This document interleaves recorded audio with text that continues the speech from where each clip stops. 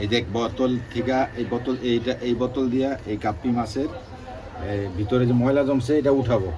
এই দেখ এটাকে এইভাবে চাপ দিতে দিব।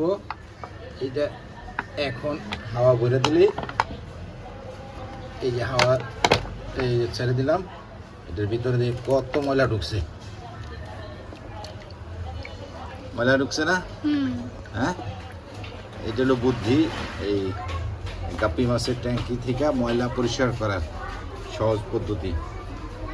ঠিক আছে, এইভাবে পরিষ্কার করতে হবে। এই দেখ কত ময়লা, এই দেখ এই যে নিচে জমছে কত ময়লা, এই ময়লাগুলো এটা থেকে উঠেছে, এটা দেখা। ঠিক আছে, আবার একটু আবার উঠাইতেছি।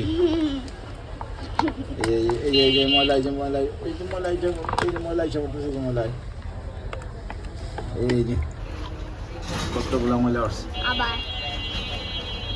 হ্যাঁ, এইভাবে এই গাপ্পি মাছের ট্যাঙ্কি থেকে ময়লা পরিষ্কার করতে হয়। ঠিক আছে, ভিডিওটা বলে দাও কীভাবে পরিষ্কার করবো, বন্ধ করে দাও।